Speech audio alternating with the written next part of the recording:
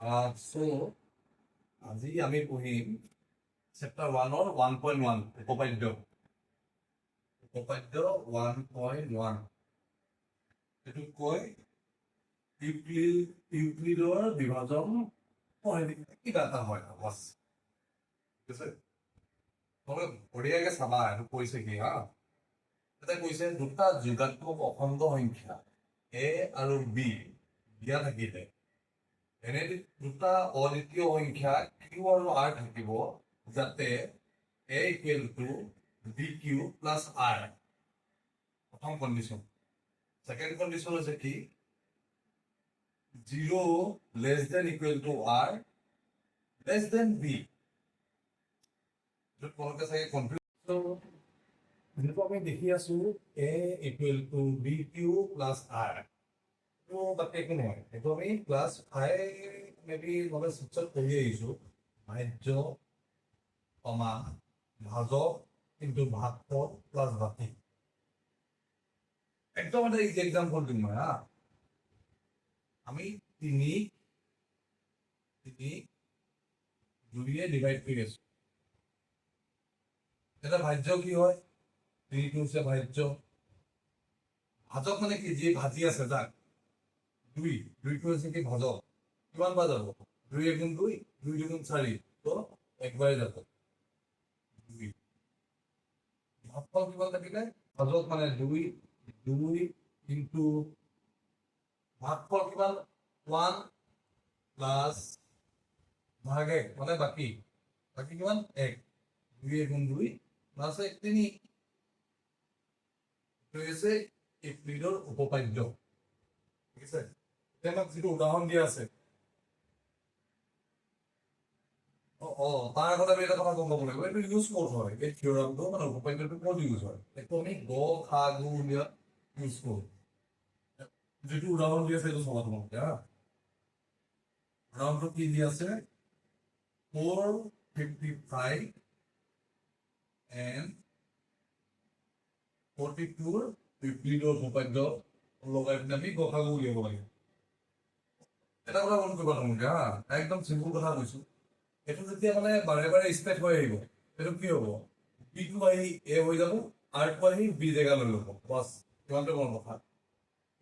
বিটো আহি এৰ জেগা ল'ব আৰটো আহি বি জেগা ল'ব ঠিক আছে আমি এতিয়া যিটো ই দিয়া আছে এইটো চাই আছো তাৰপিছত ক'ব অনুশীলনী খিনি কৰি আছো দি আছে 455 and 42 মিছ হ'ব লাগিব সৰু কোনটো হয় ডাঙৰ কোনটো হয় সৰু কোনটো হয় 455 যিটো ডাঙৰ হয় সদায় লেফ্ট চাইডত দেখিবা সৰুটো লেফ্ট চাইডত দেখিবা বছ কাম খতম ঠিক আছে আগতে লিখি ল'ব আৰু যিবিলাক থাকে এটাকে আমি ইউক্লিডৰ উপপাদ্য ইউজ কৰি কি পাইছো 455 42 হৰণ কৰিম কিমান যাব 42 into 10 420 হ'ল কিমান থাকিব বুজি পাইছা না আমি এনেকে কৰিব পাৰো 455 আমি যদি 42 দি ডিভাইড কৰো কিমান বাৰ যাব 10 বাৰ দিলেও কিমান হ'ব 420 বাকী কিমান থাকিলে 35 প্লাস 35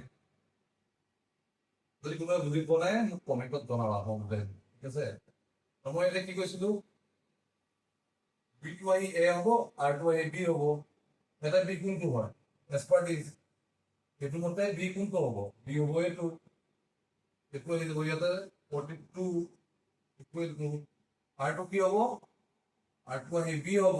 35 কেইবাৰ যাব ইনটু 1 তো আমি আকৌ চালো 42 35 দি হৰণ কৰিলে কিমান যাব একবাৰ গ'লো 35 হ'ল কিমান থাকিলে বাকী 7 প্লাস 7 ঠিক আছে আকৌ সেম হ'ব এইটো আহিব ইয়াতে 35 ইকুৱেল এইটো আহিব ইয়াতে 7 কেইবাৰ যাব হাতে পৰীক্ষাত কেইবাৰ যাব into 5. 35 divided by 7 12. Half past 20.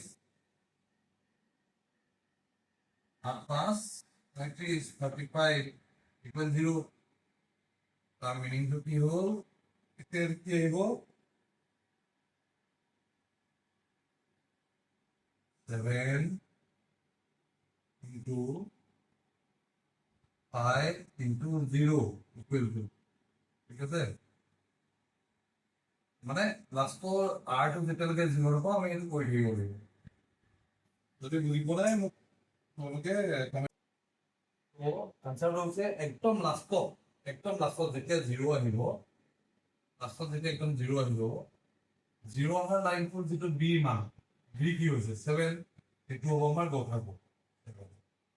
so 7 is the গঠাটো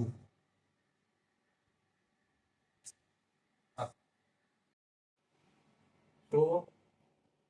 আমি এতিয়া কৰিম অনুশীলনী 1.1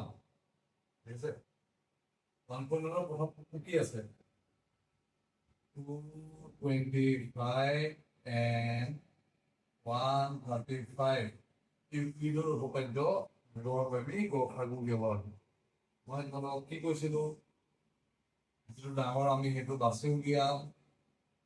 এটাতে 135 এটা লিখি ল'ম আৰু তাকে ইউক্লিডৰ উপপাদ্য ইউজ কৰি আমি এটা লিখি ল'ম ঠিক আছে আমি তাৰে কুৱেশ্যনটো ল'ম 225 equal to 135 এ কেবা যাব তান 135 into কেবা যাব ডিভাইডেড 2 5 10 this হৈ গেল 70 বেশি হৈ যাবে তো একবার যাব ঠিক আছে প্লাস ভাগে কিমান বাকি কিমান থাকি যাব 135 বলে 5 এগুলো তোমার 9 আর 90 থাকি যাব যেন হইব মই কেনেকে পাবো কই দেখাই আছে কথা একদম ইজি হয় রকেট সায়েন্স তো 135 একবার হলো 135 এর কিমান থাকিব 5 হল নাইছে পা ধরে বলে কিমান থাকিব কিমান থাকিব আনকলে 135 আহি যাব ইয়াতে 135 কিতো আহি যাব ইয়াতে মানে 90 কেবাৰ যাব দুইবাৰ দিলে 180 হৈ যাব দুই নম্বৰ 180 হৈ যাব একবাৰে যাব 90 যদি একবাৰ দিয়ে কিমান বাকি লাগি যাব প্লাস 45 দেন কি হৈ যাব 90 আহি যাব ইয়াতে ইকুয়াল টু 45 আহি যাব ইয়াতে যে 45 ক 90 45 এ কিমান যাব ডেফিনেটলি দুইবাৰ যাব প্লাস কিমান হ'ব 245 into 90 0 যদি ইনটু যেতিয়ালৈকে 0 নাপাওঁ তেতিয়ালৈকে আমি কৰি যাব লাগিব আৰু 0 যেতিয়া আমি পাম আটাইতকৈ সৰু b মানটো ল'ম আমি কিমান হ'ব 45 এই গোটেই তিনিটা আটাইতকৈ সৰু মানটো কিমান হয় 135 90 আৰু 45 সৰু মানটো কিমান হয় 45 হয় ডেফিনেটলি তো গসাগু কিমান হ'ব গ আ গু কিমান হ'ব